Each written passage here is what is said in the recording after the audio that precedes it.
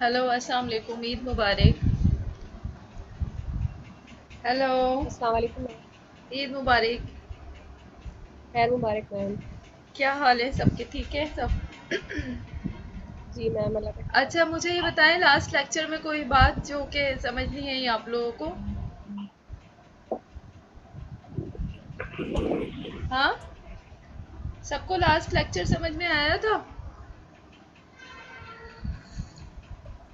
Ma'am मेरी light नहीं थी तो मैंने अटेंड नहीं किया था लास्ट आपका। अच्छा अच्छा, हम लोग शायद वो उसके बारे में पढ़ रहे थे। वो किसी ने मुझसे क्वेश्चन किया था कि जो साइड इफ़ेक्ट्स के बारे में शायद किया था। खैर एनीवेज, आज हम लोग लेक्चर नंबर 15 पढ़ेंगे। मुझे याद है कि हमने 14 तक शायद पढ़ा था। तो आज हम लोग लेक्चर नंबर 15 करेंगे। Let me download it. और सबको असाइनमेंट मैंने वहाँ पर डाल दिया। सबको मिल गया असाइनमेंट? Yes ma'am. मैम उसका थोड़ा गाइड कर दें कि आप किस तरह का असाइनमेंट चाहेंगी। बस आप लोग को 300 वर्ड्स का लिखना है।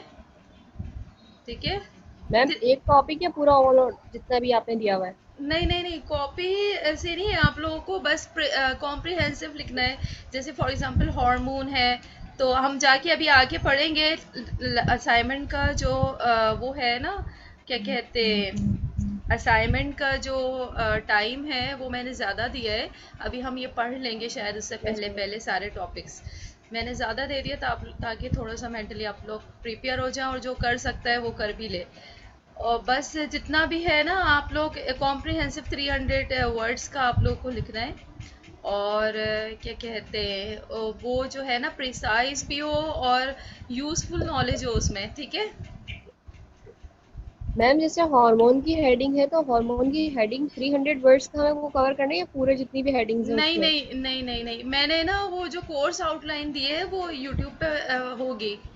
ठीक है। कोर्स आउटलाइन में ये टॉपिक्स देखे, उसमें इस हेडिंग्स के अंदर भी कुछ टॉपिक्स लिखे हुए होंगे। ठीक है। तो वहाँ से जाके आप लोग को पता ओके। चल जाएगा कि हार्मोन के अंदर कौन कौन सी ड्रग्स आपको पढ़नी है या कौन कौन से टॉपिक्स पढ़ने हैं। Okay ma'am.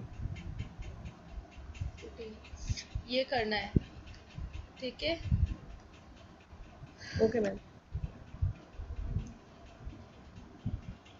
अच्छा अच्छा, मुझे ये बताएं कि वो सबको ये समझ में आ गया था कि वो ion channel, how ion channel are best drug targets. सबको समझ में आ गया था आयन आयन चैनल क्यों बेस्ट ड्रग टारगेट होते हैं? हाँ, ड्रग टारगेट्स के बारे में हमने पढ़ा था ना लास्ट टाइम।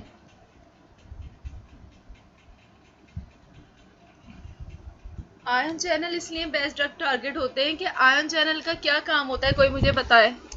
आयन चैनल क्या करते हैं? हेलो।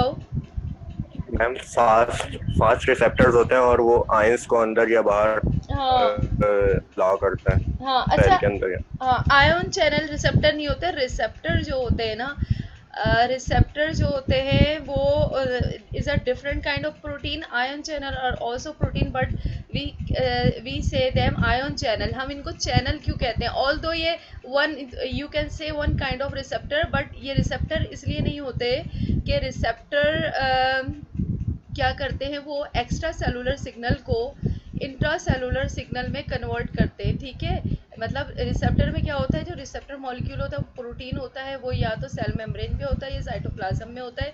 रिसेप्टर का काम ये होता है कि रिसेप्टर पे आके लाइगेंड जब बाइंड करता है ना, तो वो जो मैसेज होता है लाइगेंड का, वो रिसेप्टर जो है क्या कहते हैं, दूसरी प्रोटीन को ट्रांसफ़र कर देता है और इस तरह वो न्यूक्लियस तक भेजता है। ठीक है। लेकिन आयन चैनल का काम ये होता है कि आयन चैनल में रिसेप्टर में, मतलब कोई वो होता है ना, जैसे लाइगेंड, वो रिसेप्टर के थ्रू, रिसेप्टर को क्रॉस करके अंदर नहीं जाता सेल सेल में।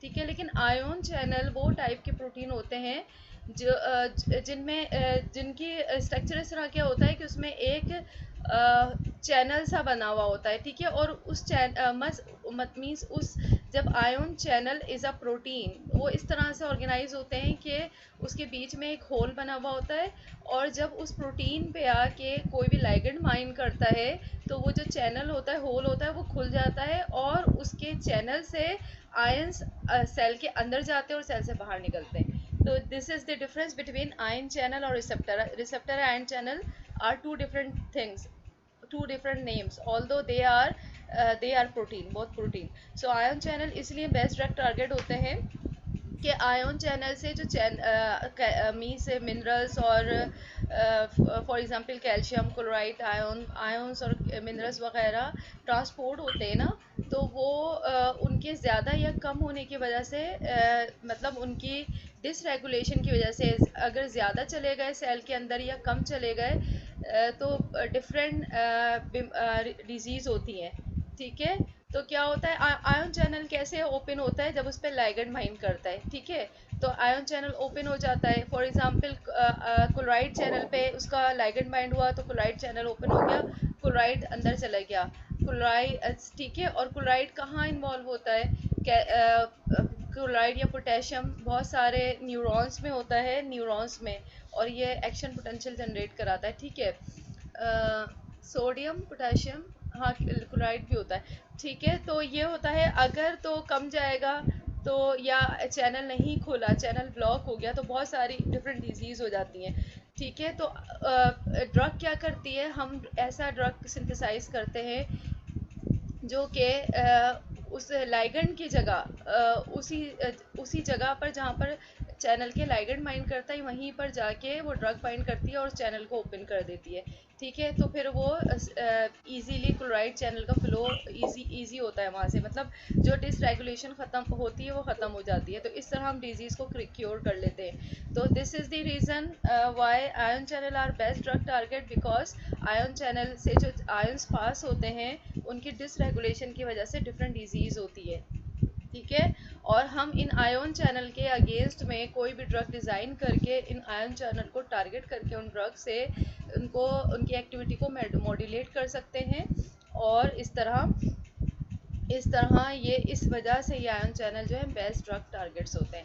अब आज टुडे हम पढ़ेंगे लेक्चर नंबर 15 में nucleic acid as a drug target, ठीक है। तो आप सब लोगों को पता है न्यूक्लिक एसिड के दो टाइप्स होते हैं, आरएनए एंड डीएनए, ठीक है। और सबको उसका स्ट्रक्चर भी पता है, आप लोगों ने यकीनन, मुझे यकीन है कि बायोकेमिस्ट्री में तो ज़रूर पढ़ा होगा, ठीक है। किसी को समझना तो नहीं है न्यूक्लिक एसिड का स्ट्रक्चर? न्यूक्लिक एसिड के बारे में सबको पता है, और मैं एक दफ़ा और एक्सप्लेन कर लेती हूँ कि न्यूक्लियोटाइड्स होते हैं, डीएनए में 4 टाइप के न्यूक्लियोटाइड्स होते हैं, ठीक है। आरएनए में भी 4 टाइप के होते हैं।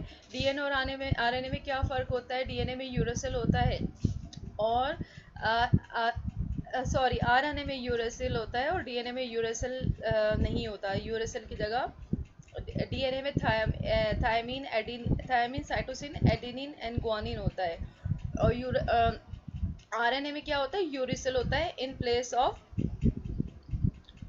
ऑफ किसकी जगह होता है, एक न्यूक्लियोटाइड वहाँ से कम होता है और वहाँ पर यूरेसिल होता है, ठीक है।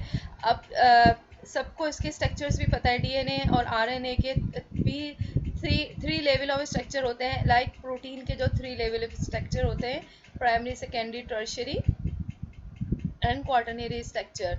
तो इसी तरह डीएनए और आरएनए के भी 3 लेवल के स्ट्रक्चर होते हैं, यानी कि प्राइमरी स्ट्रक्चर होता है वो जो न्यूक्लियोटाइड की सीक्वेंस होती है, देन सेकेंडरी स्ट्रक्चर होता है जो कि क्या कहते हैं, सेकेंडरी स्ट्रक्चर होता है जो कि स्पेस में उनकी कॉइलिंग होती है, एंड 3D स्ट्रक्चर होता है उनका, ठीक है। तो ये सब खैर आप लोग पढ़ चुके हैं, लेकिन हमें इस लेक्चर में ये पढ़ना है, मैंने थोड़ा सा फिर भी सम अप कर दिया कि आप लोगों को थोड़ा सा आगे चल के प्रॉब्लम ना हो। तो हमें इस लेक्चर में ये पढ़ना है कि वाई और how DNA and RNA means these are nucleic acid. So DNA और आरएनए किस तरह से ड्रग टारगेट के तौर पे यूज़ होते हैं। तो किसी के जहन में कोई आइडिया है? मुझे ये बताएं किसी के जहन में ये आंसर है कि डीएनए और आरएनए से किस तरह से डिजीज होती है? डिजीज किस तरह से होती है डीएनए और आरएनए से? बहुत ही सिंपल है। मैम, जैसे एंटी कैंसर ड्रग्स एक्ट करती हैं, अल्कलाइजिंग एजेंट वगैरह, हाँ हाँ जो मतलब जैसे कैंसर में अनकंट्रोल्ड रेप्लिकेशन वगैरह होती है। हाँ हाँ, क्यों होती है वजह?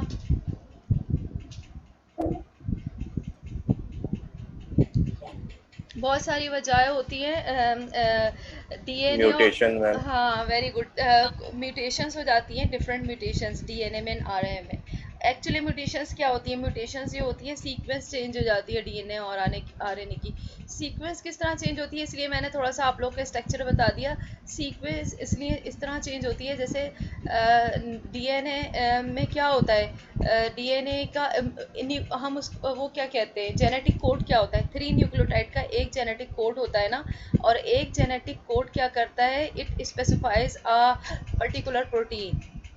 ठीक है, तो क्या होता है, जैसे GTA है फॉर एग्जांपल, एक एग्जांपल ले लेते हैं, ये 3 न्यूक्लियोटाइड का कोड है GTA, guanine, thymine and adenine, और ये एक पर्टिकुलर प्रोटीन को स्पेसिफाई कर रहा है। फॉर एग्जांपल ले रहे हैं हम यहाँ, लाइक काइनेज या कोई भी प्रोटीन। ठीक है, अब अगर हम G की जगह हम TTA कर देंगे तो ये काइनेज को स्पेसिफाई, एक वैसे जेनेटिक कोड जो डी जनरेट होता है, मीन्स एक जेनेटिक कोड जो है, एक से ज़्यादा जेनेटिक कोड एक प्रोटीन को स्पेसिफाई कर सकते हैं, लेकिन कभी ऐसा होता है कि कोई भी एक न्यूक्लियोटाइड के चेंज होने की वजह से क्या होता है, प्रोटीन जो है म्यूटेशन की वजह से, जब न्यूक्लियोटाइड चेंज होता है इसका मतलब है म्यूटेशन हो गई। ठीक है, तो किसी भी म्यूटेशन की वजह से जो वो होती है, क्या कहते हैं, जो प्रोटीन होती है ना, प्रोटीन के सिंथेसिस में कभी फ़र्क आ जाता है। फॉर एग्जांपल अगर स्टॉप कोडन हो, पता है आप लोगों को स्टॉप कोडन और स्टार्ट कोडन? हेलो, किसी को पता है स्टॉप कोडन और स्टार्ट कोडन क्या होता है? स्टॉप कोडन वो होता है, फॉर एग्जांपल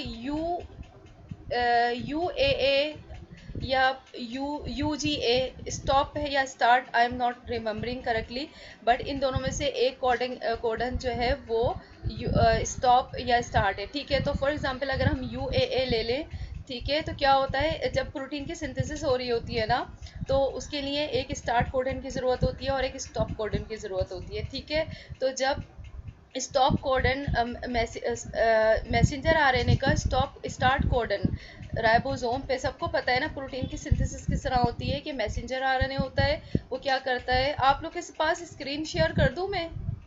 स्क्रीन शेयर नहीं हो रही है, एक सेकंड में स्क्रीन शेयर करती हूँ। हो रही है आप सबके पास? Hello hello. यस मैम, हाँ यस मैम, हो रही है। हाँ, तो और मैम रिक्वेस्ट भी एक्सेप्ट कर। अच्छा अच्छा, तो फॉर एग्जाम्पल हम जो है, अब ये देखो यही तो मसला है, किधर के, हाँ। तो मैं अच्छा मैं वो किस तरह होता है, ट्रांसलेशन किस तरह होती है, प्रोटीन ट्रांसलेशन क्या है, सिंथेसिस, प्रोटीन सिंथेसिस है, ये किस तरह होती है? एक मैसेंजर आरएनए होता है, वो राइबोसोम पे जाता है। ठीक है, और एक ट्रांसफर आरएनए होता है जो कि, अच्छा, ये मैसेंजर आरएनए राइबोसोम पे चले जाता है, मतलब कि पर जाता है, तो राइबोसोम पे जाके क्या करता है, ये राइबोसोम पर स्मॉल सब यूनिट एंड बिग सब यूनिट के बीच में जाके एडजस्ट हो जाता है। कहाँ से? जो इसका स्टार्ट कोडन होता है ना, फॉर एग्जांपल अगर ये यहाँ से एडजस्ट हुआ है यहाँ जाके, तो यहाँ पर स्टार्ट कोडन होगा। ठीक है, देन ट्रांसफर आरएनए आता है, आता है। ठीक है, ट्रांसफर आरएनए आता है, तो इसके देन ट्रांसफर आरएनए आता है, I am sorry I can not share screen because someone start again writing on the screen like it happens in evening session. सो आप लोग अपने अपने पास खोल लें लेक्चर, वहीं से पढ़ लेंगे। ठीक है, तो फिर क्या होता है, ये जो स्टार्ट कोडन आता है, मैसेंजर आरएनए पे, ठीक है। इस स्टार्ट कोडन को जब ट्रांसफर आरएनए रीड करता है, ठीक है, तो क्या होता है, प्रोटीन सिंथेसिस शुरू होती है। लेकिन अगर ये स्टार्ट कोडन फॉर एग्जांपल अगर चलो प्रोटीन सिंथेसिस शुरू हो गई, ठीक है, उसके बाद क्या होता है, जब प्रोटीन सिंथेसाइज हो जाती है और ये मैसेंजर आरएनए रन करता रहता है राइबोसोम पे until and unless it counters with the stop codon. जब स्टॉप कोडन से जितनी प्रोटीन हमें बॉडी में चाहिए होती है स्पेसिफिक टाइप की, फॉर एग्जांपल ये काइनेज का मैसेंजर आरएनए है, ये रन कर रहा है राइबोसोम पे और प्रोटीन का काइनेज सिंथेसाइज हो रहा है, ठीक है। काइनेज कहाँ इन्वॉल्व होता है, काइनेज इन्वॉल्व होता है कैंसर में, कैंसरस सेल की प्रोलिफरेशन कराता है, ठीक है। तो लाइक दैट ये जो प्रोटीन है ये सिंथेसाइज हो रही है। अब ये काइनेज सेल में सिंथेसाइज होता रहेगा जब तक के राइबोसोम जो है जिस पे ये रन कर रहा है मैसेंजर आरएनए, उसको स्टॉप कोडन ना आके इनकाउंटर कर ले। As stop codon comes means encounter with the RNA ribosome, जैसे ही राइबोसोम रीड कर लेता है स्टॉप कोडन को, तो क्या होता है, इस काइनेज की सिंथेसिस रुक जाती है। लेकिन आप मुझे बताएं कि अगर stop codon for example stop codon क्या है, यूएजी है, ठीक है, उसमें अगर वो एक न्यूक्लियोटाइड की म्यूटेशन हो गई, क्या म्यूटेशन क्या रिप्लेस हो गया, एक nucleotide UGA for example stop codon है और यूजीए की जगह जीजीए हो गया, मतलब कोडन में म्यूटेशन हो गई, तो क्या होगा, ये वाला जो स्टॉप कोडन है इसको रीड नहीं कर पाएगा राइबोसोम। क्यों नहीं रीड कर पाएगा, राइबोसोम को पहले ही राइबोसोम पहले ही एजुकेटेड है कि वो उस स्टॉप कोडन को आइडेंटिफाई करेगा। वो स्टॉप कोडन होगा राइबोसोम के लिए जिसका क्या होगा, एब्रीविएशन यूजीए। तो अब तो वहाँ पर यूजीए है ही नहीं, तो राइबोसोम क्या करेगा, उसको रीड नहीं करेगा, तो क्या होगा, protein synthesis will still continues, kinase will still synthesize. तो जब काइनेज सिंथेसाइज होता रहेगा तो प्रोटीन जो है काइनेज सिंथेसाइज होता रहेगा सेल में, तो क्या होगा, वो सेल की प्रोलिफरेशन कराते रहेगा, इस तरह डिजीज कंटिन्यू होती रहेगी। तो ये पूरा प्रोसेस होता है जिसके थ्रू न्यूक्लिक एसिड इन्वॉल्व होता है डिजीज़ को इनिशिएट कराने में, ठीक है। तो अब क्या है, ये इसलिए जो ये न्यूक्लिक एसिड है ड्रग टारगेट है। Why nucleic acid are drug target, because they are involve in initiation of disease, not one type of disease, a lot of type of disease, various type of cancer and various type of other disease, ठीक है। तो अब ये है कि अब हमने अब ये पढ़ लिया कि why nucleic acid are best drug target, ठीक है। अब क्या है कि हम किस तरह से डिजीज़ को रोकें, इसके लिए क्या होता है कि डिफरेंट हमने ड्रग्स सिंथेसाइज की हुई हैं, डिफरेंट ड्रग्स हैं, डिफरेंट एंटी कैंसर ड्रग्स हैं जो कि अभी भी क्लिनिकली अवेलेबल हैं, जिनके मोड ऑफ एक्शन डिफरेंट हैं। कुछ डायरेक्टली जाके मैसेंजर आरएनए पे एक्ट करती हैं, कुछ डायरेक्ट इंटरकलेट करती हैं डीएनए के स्ट्रैंड के बीच में, उनकी रेप्लिकेशन को रुकवाती हैं। डिफरेंट टाइप ऑफ ड्रग्स हैं जो कि मैसेंजर आरएनए की सिंथेसिस को मींस स्टॉप करती हैं। तो these are different types of drug। तो हम इसमें पढ़ेंगे इंटरकलेटिंग एजेंट है, टोपोमरेज एंजाइम जो है उसका टाइप 2 है, अल्काइलेटिंग एजेंट है, ठीक है। ये सारी ड्रग है जो कि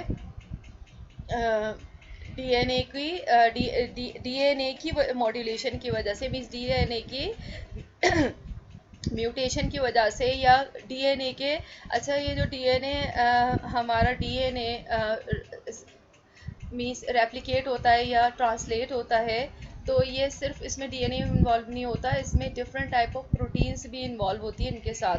for example what type of protein, these protein are enzyme, for example these topoisomerase, these are the protein, these are the enzymes, what they are doing with the DNA, ये assist करती है replication में, ठीक है।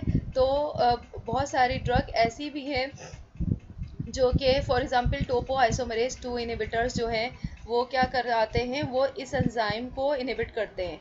तो इसको inhibit करा के क्या करते हैं, देन डीएनए की रेप्लिकेशन को स्टॉप करते हैं। तो वो सारी ड्रग जो कि डायरेक्टली और इनडायरेक्टली डीएनए और आरएनए की वजह से जो डिजीज़ हो रही हैं उनको इनहिबिट कराती हैं, तो उनको उनको हम इंटरकलेटिंग एजेंट भी कहते हैं, जो कि जाके उनमें इंटरकलेटिंग एजेंट भी शामिल हैं जो कि जाके डीएनए के बीच में इंटरकलेट होते हैं, या कि वो उन सारे एंजाइम को इनहिबिट करते हैं जो कि डीएनए की रेप्लिकेशन या डीएनए की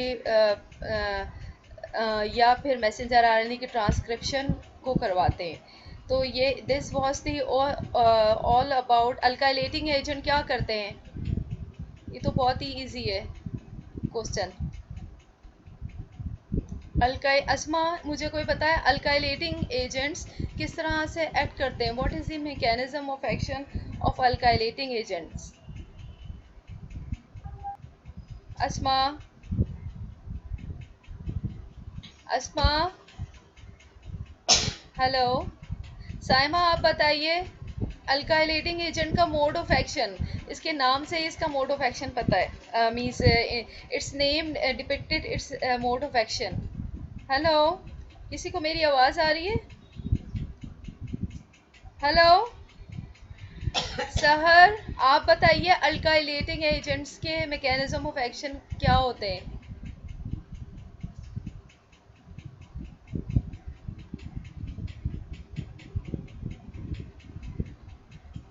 हेलो, कोई भी बता दे मुझे। जैन, आप मैम कैंसर सेल्स के डीएनए को डैमेज करने के लिए यूज होते हैं कीमोथेरेपी में। वो तो होते हैं, लेकिन what is the precise mechanism of action, how they act? Ma'am ये इलेक्ट्रोफाइल्स होते हैं और ये डीएनए के साथ कोवेलेंट बॉन्ड के साथ अटैच हो जाते हैं और वहाँ पे मजीद प्रोटीन सिंथेसिस स्टॉप कर देते हैं। वो तो है अल्काइलेटिंग एजेंट। वो मुझे पर्टिकुलर एक वर्ड बताएं, किस चीज़ को इनहिबिट करते हैं ये?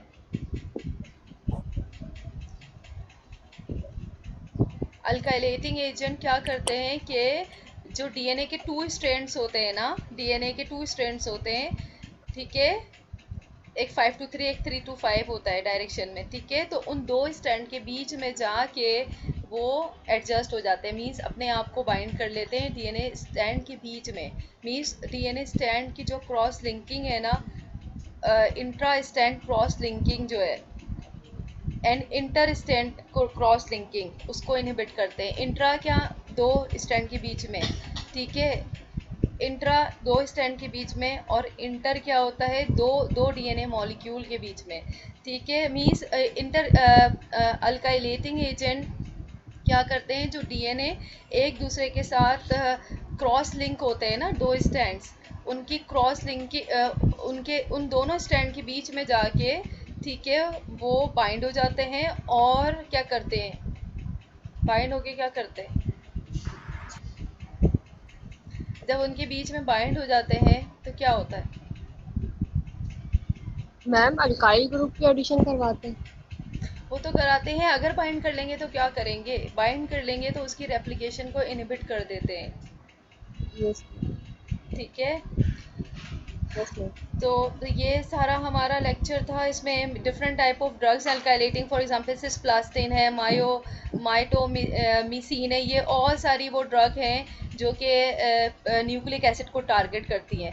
इस लेक्चर में हमें 2 चीज़ें देखनी है, एक ये कि why nucleic acid are best drug target, जो मैंने आपको समझा दिया, उनका मैकेनिज्म क्या है, ठीक है, और why drug nucleic acid based drug target, और what type of drug that use to target nucleic acid to inhibit any disease, ठीक है। और आरएनए का मैंने बता दिया क्यों होता है ड्रग टारगेट, और डीएनए क्यों होता है ड्रग टारगेट, क्योंकि जो डीएनए की मिस रेप्लिकेशन होती है, रेप्लिकेशन क्या होती है, रेप्लिकेशन एक डीएनए स्ट्रैंड से दूसरा डीएनए स्ट्रैंड जो है ना सिंथेसाइज होता है, उसे रेप्लिकेशन कहते हैं, ठीक है। तो फॉर एग्जांपल अगर कैंसरस सेल है, cancerous cell highly proliferating cell होते हैं। हाईली प्रोलिफरेटिंग सेल क्यों है, बिकॉज इसमें दूसरी प्रोटीन मीन्स काइनेज की ज़्यादा सिंथेसिस के साथ साथ क्या होता है, सेल डिवाइड कब होता है, सेल डिवाइड जब होता है ना, जब न्यूक्लिक एसिड उसका डिवाइड होता है, से ठीक है, 2 डॉटर सेल में डीएनए डिवाइड हो जाता है। सबसे पहला ये स्टेप होता है डिवीजन का, सेल डिवीजन का, कि न्यूक्लिक एसिड जो होता है डीएनए वो 2 डॉटर सेल में हाफ ऑफ डिवाइड होता है। तो हाफ ऑफ कैसे डिवाइड होता है, पूरे डीएनए की रेप्लिकेशन होती है, ठीक है। तो डीएनए की जब ज़्यादा रेप्लिकेशन होती है उसकी वजह से सेल की डिवीजन ज़्यादा होती है, ठीक है। तो क्या ये मीन्स ये एक माल फंक्शन है ना, कि ज़्यादा नॉर्मल से ज़्यादा रेप्लिकेशन हो रही है जिसकी वजह से ज़्यादा सेल डिवीजन हो रही है, और ज़्यादा सेल डिवीजन हो रही है, ज़्यादा मीन्स प्रोलिफरेशन है, और ये कहाँ होता है, ये कैंसर में होता है, ठीक है। तो इसकी वजह से क्योंकि ये डीएनए की ज़्यादा रेप्लिकेशन की वजह से ज़्यादा प्रोलिफरेशन होती है जिसकी वजह से कैंसर होता है और अदर डिजीज़ होती हैं। तो this is due to this reason nucleic acid is the best drug target, ठीक है। और वेरियस ड्रग हैं, for example anti cancer drugs हैं लाइक अल्काइलेटिंग एजेंट जो कि डीएनए की रेप्लिकेशन को इनहिबिट कराती हैं, टोपो आइसोमरेज एंजाइम है, ये सारे ड्रग्स हैं जो कि डीएनए की मीन्स रेप्लिकेशन को इनहिबिट कराते हैं। और डिफरेंट टाइप्स ऑफ ड्रग हैं जो कि आरएनए पे भी एक्ट करती हैं, means different type of antibiotics हैं जो कि आरएनए को पर टारगेट करके आरएनए की मॉड्यूलेशन की वजह से जो डिजीज़ होती हैं उनको इनहिबिट कराती हैं। अच्छा, अभी हमने लेक्चर नंबर 9 में एक बहुत इंपॉर्टेंट ड्रग पढ़ी है जो कि आरएनए की से इन्वॉल्व जो डिजीज़ होती हैं उनको इनहिबिट कराती है। मुझे बताया अगर किसी को कोई याद है तो, कौन सी हमने पढ़ी है लेक्चर नंबर 9 में? लेक्चर नंबर 9 में हमने पढ़ा है antisense molecule. Antisense molecule are a one type of drug, ठीक है। ये किस तरह करते हैं, जब मैसेंजर आरएनए, अभी मैंने आप लोग को समझाया है ना कि मैसेंजर आरएनए जब मिसरीड होता है तो उसकी वजह से जो है ना डिजीज़ हो जाती है, और मैसेंजर आरएनए जब ज़्यादा सिंथेसाइज हो जाता है ना उसकी वजह से भी डिजीज़ होती है। तो ये क्या करते हैं एंटीसेंस मॉलिक्यूल, ये कि जो मैसेंजर आरएनए की वजह से डिजीज़ होती है, ये इसके कम्प्लीमेंट्री मैसेंजर आरएनए होते हैं जो कि साइंटिस्ट सिंथेसाइज करते हैं। ये ओलिगोन्यूक्लियोटाइड्स होते हैं, आरएनए न्यूक्लियोटाइड, आरएनए ओलिगोन्यूक्लियोटाइड होते हैं जो कि साइंटिस्ट सिंथेटिकली सिंथेसाइज करते हैं। जब ये बॉडी में जाते हैं तो ये कि जो एक्स्ट्रा सिंथेसाइज हुआ होता है मैसेंजर आरएनए, उससे ये बाइंड कर लेते हैं और उनको इनहिबिट कर देते हैं, ठीक है। तो ये इस तरह एक्ट करते हैं। तो this was the all about the how nucleic acid are the best drug target and what type of drugs that are used for the disease that initiate due to the DNA and RNA। अगर किसी को कुछ पूछना है तो मुझसे पूछ ले।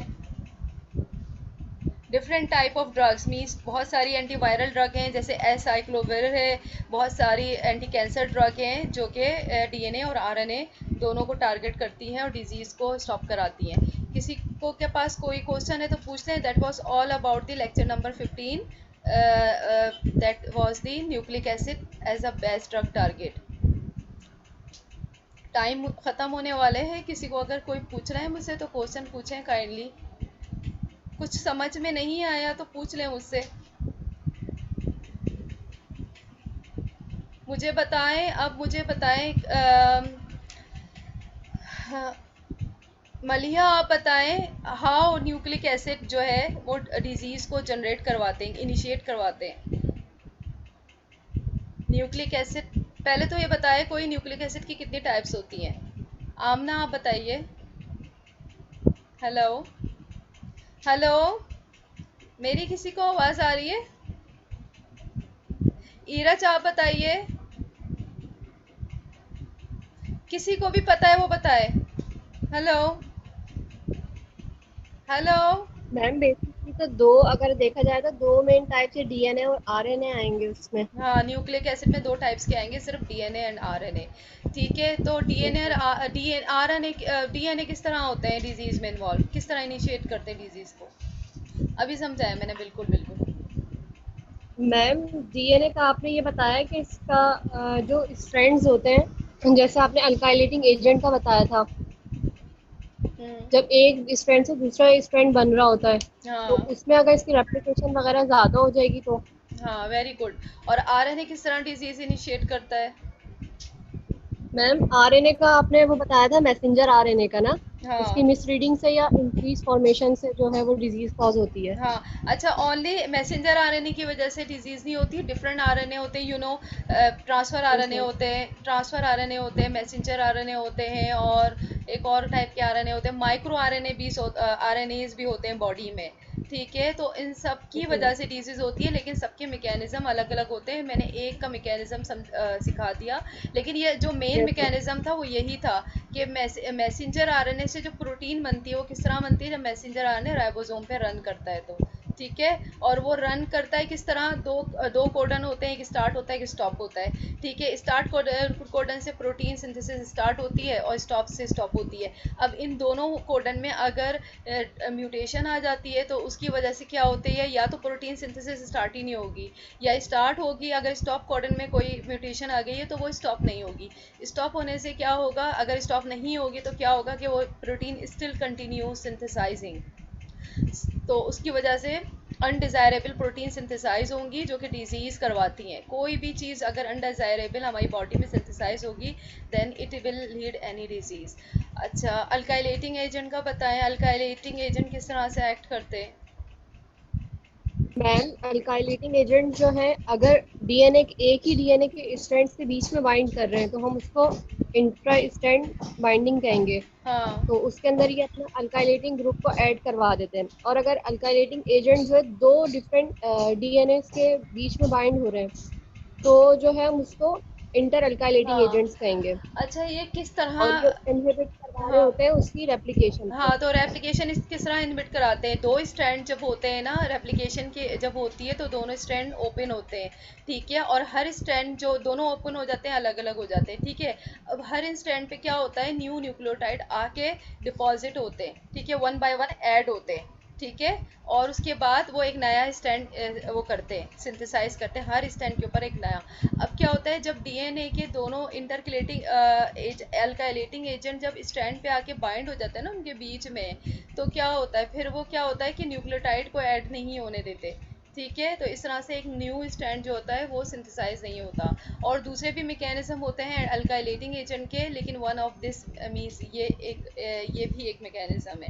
इस तरह से कुछ एंजाइम्स होते हैं जो डीएनए एंड आरएनए की सिंथेसिस में इन्वॉल्व होते हैं, ठीक है। तो वो एंजाइम जब मिस रेगुलेट होते हैं या हाईली सिंथेसाइज होते हैं या तो उनसे भी होती है। For example Toppo isomerase enzyme है, ठीक है, ये one of the best enzyme है जो कि डीएनए की कॉइलिंग में इन्वॉल्व होता है, ठीक है। तो इसकी वजह से भी डिजीज़ होती हैं। तो डिफरेंट ड्रग्स हैं, for example different antiviral drugs हैं, डिफरेंट ड्रग्स हैं जो कि इन एंजाइम को भी इनहिबिट करती हैं। अच्छा, one of the well known drug है एसाइक्लोविर। ये कहाँ पर, ये एक एंटी वायरल ड्रग है। ये कहाँ पर एक्ट करती है, ये भी थ्रू न्यूक्लिक एसिड पे जाके एक्ट करती है। और ये भी न्यूक्लिक एसिड पे एक्ट करती है और चेन को टर्मिनेट कराती है, ठीक है। तो this is one of the example. तो अब सबको ये आ गया है समझ में, ये वाला लेक्चर।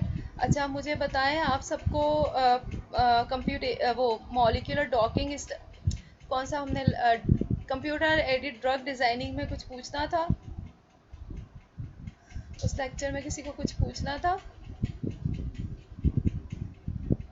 अच्छा, अब आगे आज हमने लेक्चर नंबर 15 कर लिया है। लेक्चर नंबर 16 जो है वो मैंने नहीं अपलोड किया था एलएमएस पे। 17 से ऑनवर्ड्स आगे 16 इसलिए नहीं किया था कि 16 हमें पढ़ना था अबाउट दी हाउ कार्बोहाइड्रेट और हाउ ग्लूकोज और sugars act as a drug target, ये था, ठीक है। तो 16 मैं सोचती हूँ कि नेक्स्ट लेक्चर में हम लोग 16 मैं इसी तरह ही कर लूँगी, क्योंकि it is not so much important, ये इंक्लूडेड नहीं था कोर्स में, तो मैंने इसको नहीं किया। लेकिन मैं इसको वर्बली थोड़ा सा आप लोगों को यहाँ पर बता दूँगी। और 17 आप लोग lecture number 17 and 18 next lecture के लिए पढ़ के आइएगा, ठीक है। ओके, अल्लाह हाफिज़।